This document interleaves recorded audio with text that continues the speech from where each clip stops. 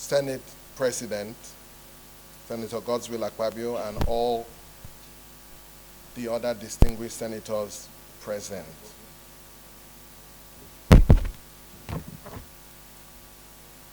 I would take all the questions, the similar questions. I will try to combine them. The first question was on Kogi State being a place that can tap into tourism or fish producing community. What would we do to facilitate some of the water resources that are available in Kogi State for the benefit of the country? Just to mention, like you all know, distinguished senators, Kogi State is the confluence city where the longest rivers in Nigeria, River Niger and River Benue, meet. And based on that, as well as the habitat there are a lot of natural resources in Kogi State. I believe that some of the things that can be done to enhance tourism is already being done by the current governor in terms of infrastructural development. I think that the APC government can ramp up on that with the new administration that will come in after November, which would generally facilitate and help tourism across the state. It's important to know that there are various places and countries around the world, some of the things that they've done to succeed, which we can learn from.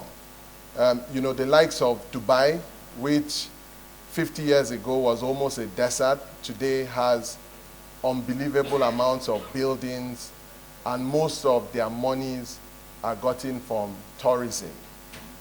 I think that there are ways of learning from those environments, even in terms of trying to even bring in some additional consultants to make some, additional recommendations from those environments. The water resources, I think some of the pollutions and some of the things that are done are affecting the habitat.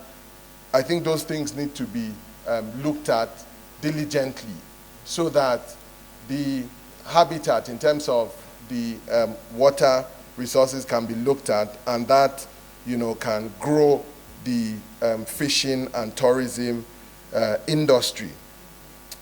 In terms of the other question from the distinguished senator from Edo South, Senator Imas Swen,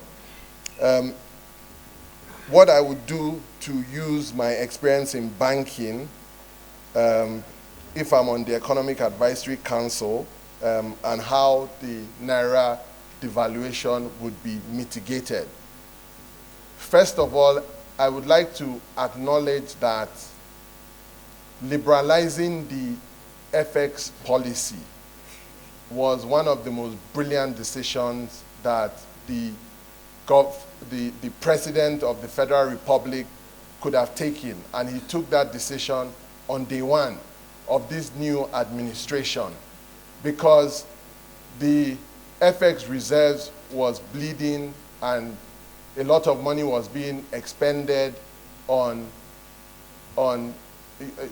defending the Naira when the parallel market was trading at a much higher rate and creating an arbitrage opportunity for people to take money where it's discounted and then make supernormal profits. And I think the president, with his experience, has done a great deal. I think once investors see, and they've acknowledged from the World Bank reports and from the international reports that have been generally coming out, It's clear that the decision is the right one. In terms of the amount of foreign inflows that have come in to Nigeria, that has increased. I think over time, once there's a build-up and the economic policy is heading in the right direction, it would enable us to be able to defend to be able to bring in additional foreign inflows, which will reduce some of the FX pressures that we're getting. So I believe that over time, as some of the key things are being put in place, whether it's in terms of ramping up production capabilities in agriculture and exporting various commodities from Nigeria, that would help to mitigate the devaluation problem. So I believe the devaluation problem is a problem that the President of the Federal Republic will tackle effectively over time. There was also the question of, in terms of ease of doing business, and what would be my advice to the federal government of Nigeria as a member of the Federal Executive Council, if I'm fortunate enough to be confirmed as a minister by these hollowed chambers. Just to mention that the Nigerian economy is a massive one. The total size of the GDP is $470 billion. So that has made us the largest and most important economy in Africa. Currently, we're the 30th biggest economy in the world.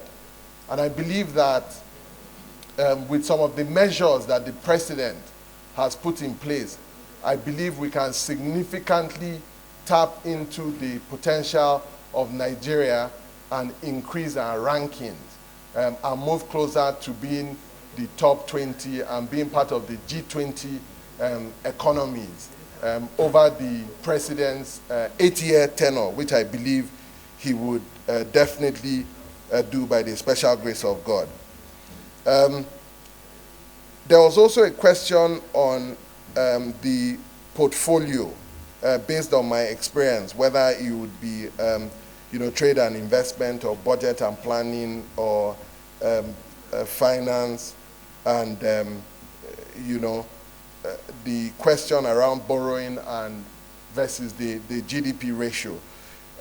Just to mention that based on my experience over the last 20 years, like I mentioned, corporate and investment banking, those three portfolios would be ideal, either of any of them. But I think it's very important to make the point that I'm here to serve the Federal Republic of Nigeria. And whatever portfolio that the president deems fit to give me, I'm ready to serve the country with all my heart and give it my best. And I just want to assure the hollowed chambers here that I would defer and trust the judgment of the President of the Federal Republic of Nigeria, President Bola Ahmed Tinubu. In terms of the borrowing rate versus the GDP ratio, is very clear that we have borrowed excessively relative to particularly revenue as opposed to the GDP ratio. If you look at the borrowing versus GDP, it's very easy to say there is still headroom to increase the amount of borrowing. But if you look at the revenue that is being generated by the Federal Republic of Nigeria, that leaves a lot to be desired. But I think it's also very important that the President of the Federal Republic of Nigeria has put very concrete measures in place. I know, the process of removing the fuel subsidy could be painful, but is the right decision. And I think that is going to create a lot of room to be able to bring about developments in the country. And the president has announced a number of palliatives that are ongoing, and discussions are currently being held on things like the minimum wage. And I think the bottom line is that once a number of all these measures are addressed, then the borrowing capacity of the government increases tremendously, and we can do more and make this country very great. There was also a comment on paying the highest amount of tax by distinguished Senator Orwell from Rivers, and I want to appreciate that comment. As a patriotic Nigerian, I'm very happy to pay my tax. But I think that just to mention that a number of tax incentives can also be put in place, and the president has put in place quite a number of tax incentives very recently to make the business environment very friendly, and the president in his wisdom is taking the right measures. Just to also address the question on the 17 trillion assets in the pension fund space, which is very critical. Yes, I fundamentally believe that a significant chunk of that money should be used to fund infrastructure.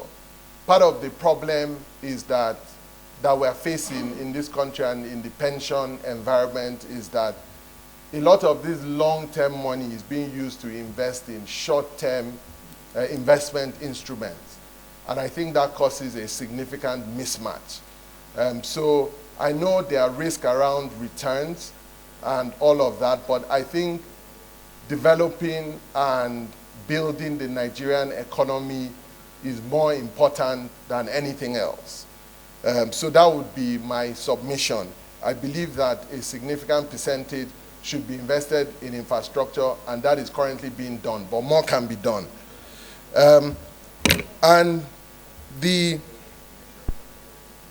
other question on fintechs and what we do about it, I believe fintech is a booming market and industry in Nigeria, and the fintech space has done tremendously well in such a short period of time. I believe of the top 10 unicorns, the companies that have grown, the fintech companies that have grown to $1 billion over the last year across the African continent, about 60–70% of that of those companies are Nigerian companies. So the fintechs are onto something. I believe regulations can be put around it to ensure that no fintech goes rogue, and to ensure that investors' monies are protected and they are doing the right business the right way. And just the final comment from the distinguished Senate President, His Excellency Senator Godswill Akpabio, on encouraging the youths. I believe that the president has shown that he believes in the youth. The Nigerian youths are one of the most talented youths anywhere in the world. And once you work hard and you have the right qualifications and you don't take shortcuts, I believe that the system would recognize you ultimately. So thank you very much, Mr. Senate President. God bless. I think the nominee has acquitted himself very creditably. Is it the view of the Senate that he be allowed to bow and take leave of the Senate? Yes. Those who are supposed to say aye. Aye. Those who are against say nay. The ayes have it.